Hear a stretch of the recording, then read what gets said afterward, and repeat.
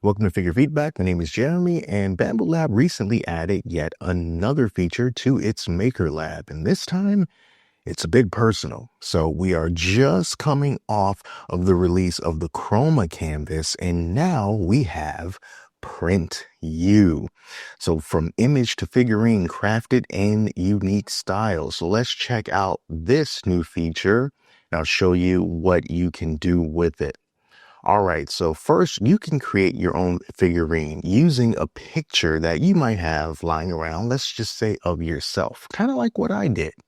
So you can just go here and click on create my figurine. And this right here is the image that I used when I was trying this out. So I uploaded this image here right into Maker Lab. And when you do that, you can choose from some different styles and different poses. So for example, check out bobblehead here. You can do bobblehead, you can do chibi, you can do cartoon, emoji, and then you kind of get a sense of what it's going to look like according to which one that you choose. And then you just apply the different style to your particular image. Now, since I've already had one uploaded, let me just go back to my figurine, which is right here.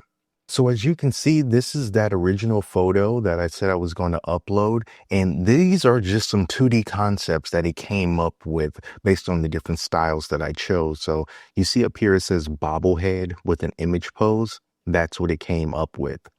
Here is another bobblehead with an image pose, just with a different type of pose. And then I decided to have it create a cartoon pose of me. So here's me as a cartoon. Made me really buff. And I wanted to see if that was just a mistake. So I went to make another one and it still made me buff. So thank you, Bambu Lab, for making me feel better about myself. So let me just try this again with another type of model. So there's that picture again. And then I'm just going to do emoji this time since I didn't try it. And I'm going to click on apply style. And then I can do a natural pose, an image pose, which is going to mimic the pose that I have in this picture. And then there's a T pose. Since you really can't see what my arms and hands are doing, I'm just going to say natural pose and then generate 2D image. And then we'll see what they come up with. So I got one user ahead of me, about 1 minute, 1.8 minutes to make. So we'll check this out when it is all done. All right, so it's all done. So this is what they have come up with as my emoji in my natural pose. And you can have them retry this if you want. And then if you are happy with it, then you click on generate 3D model, and then it's going to create the 3D model over here. So let's just work with this one here because this is the one that I created. And this was based on the cartoon image pose. And once it generated a 3D model, this is what it did. All right. So you can choose to look at it in full color, just like this, or multicolor if you were going to like print it on your 3D printer. So I'm going to click on edit your figurine and it's going to take you to this screen here. Now, these colors have been automatically populated. As you can see, it did a fairly decent job of matching the colors that I was wearing. It didn't have the stripes in the shirt, but you know, it's still a collared polo shirt, and it just kind of made up its own mind on what kind of pants I was wearing and what kind of shoes I was wearing, you know. So it did its best with what it could do. But as you can see, it has 7 areas with 7 colors / filaments. And you can change these if you want. So let's just say, for example, once I click on a color, it starts to highlight exactly where that color is on the particular model. And let's just say I didn't want this color here for that darkness that was like under my neck. I could just change it to something else if I wanted to, or I can just get rid of that color completely.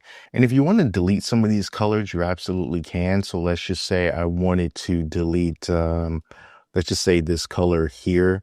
You can just click on the X and it'll say delete this color and merge filament and merge it to something else. So I would just choose like another color and it'll get rid of it. This is for automatic. If you want to do single color, you can do that as well. You don't have to print it in multicolor. And here's a look at the full rendered image, but this is not what will be printed. You can see here it says that it's for preview only, and switch to multicolor mode to explore printing solutions. Or if you want to keep things simple, if you have an AMS and you only want to use the 4 colors that's available to you in the AMS, then you can just click on 4 colors here. It says, are you sure you want to initialize color number, and it'll reset all changes? And I just say yes.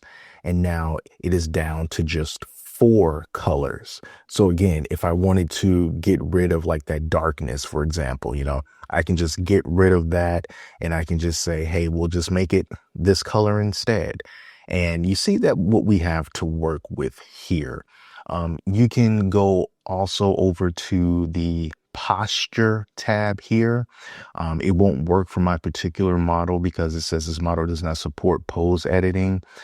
So you need to have all of the limbs showing so that it's able to do stuff like that. Hair above the shoulders, clothing is form-fitting, no handheld items and that kind of stuff. So that's a restriction for this particular mode. But you can also apply a base to your figurine. You can put a round base with different textures on the base if you want. Here's some different shapes for squares and hexagons. You can do that. And then you can just do regular transforms. So if you want to scale up, scale down, whatever it is that you want to do, you can do that as well. But as you can see, if we go back to the color, it does not get it perfect. As you can see, it's some spots around here that aren't done particularly well.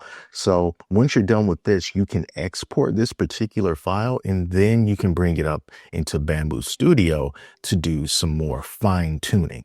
So here is the model in Bambu Studio. And as you can see, it looks cleaner than when I exported it from MakerLab, but that's because I had to clean it up a bit. And I did that by going up to the color painting tab here. So what I ended up doing is I used this gap fill feature here to just sort of get rid of some of those imperfections. I cannot redo it because I have already applied it. But another thing that I did was I just kind of went in, and when I was looking for areas that were kind of messed up, like you can kind of see here, like on the hand, kind of blends in with the shirt. And I also made sure that I just wanted to do this in 3 colors instead of 4, just to make things easier.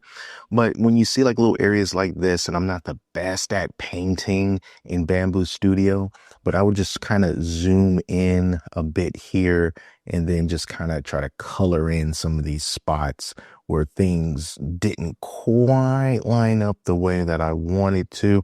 It's definitely not going to be perfect, but it's good for covering like some large areas of imperfections, and stuff like that.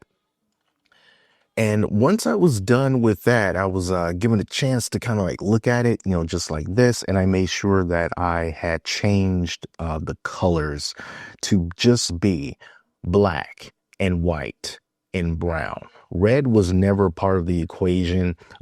This is only this way because I synced it from the filaments that I already have in my Bambu Lab H2D. So that's why the red is there.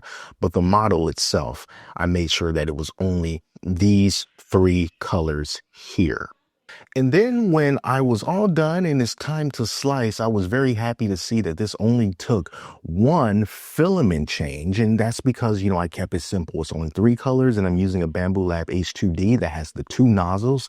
So that automatically eliminates a lot of the waste. But I've also tried this before using 4 different colors on the H2D, and it was like 200 and something filament changes, so you kind of have to just kind of manipulate the colors and just try to get things to be the way that you want it, especially when it comes to filament waste. And this particular model, it's going to take 2 hours and 44 minutes to print. You can see that all the different waste that it's going to do, the tower that is going to produce, that's 34.11 grams, and it's going to flush 0.34 grams. So that's going to be your waste.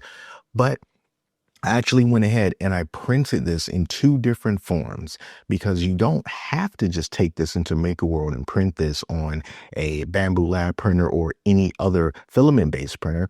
You can also print it in resin if you want. So that's what I did. I printed 1 with resin and 1 on the H2D, and this is how they turned out.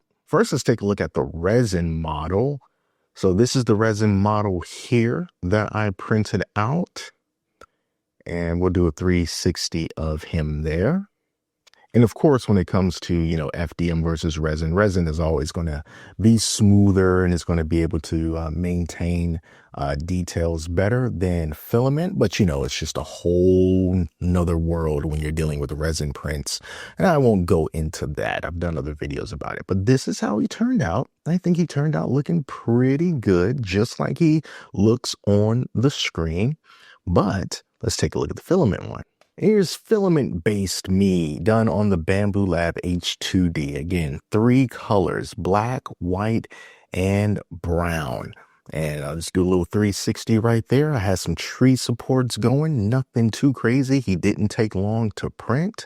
And I also made him with 8% infill, and I used crosshatch for that infill. And I also printed it at a 0.2 layer height. So nothing fancy at all. I didn't even try for 0.16. I just went for the 0.2. And yeah, I think he came out looking pretty decent, don't you think? Now, as far as size go, these guys are not very big.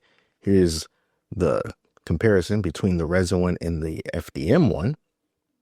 And these are just pretty small figurines. So just to get a sense of how big it is, that's how big he is. So by default, he's not going to be very large at all. But of course, you can scale it up if you want to and mess around with things to get it to be exactly the way that you want. So at least this is the default size for the cartoon version of it. But yeah, I think that this is pretty fun. And with Christmas coming up, maybe you have someone that you want to make into a figure that you can print and give to them as a Christmas present. And I think that'll be pretty cool, especially if you keep the colors very simple so that you don't have to waste too much filament. But if you have the H2C and you already have all that nozzle switching going on, hey, you don't even have to worry about waste all that much. So you can just kind of go nuts. But for those of us with single and maybe even dual nozzles, you want to keep things simple just so that you don't have to flush so much filament.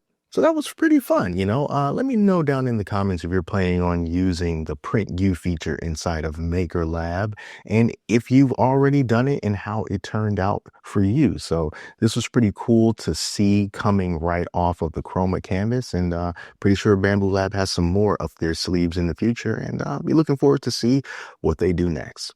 So thank you all so much for watching. Until next time, take care of yourselves, and I'll speak to you soon.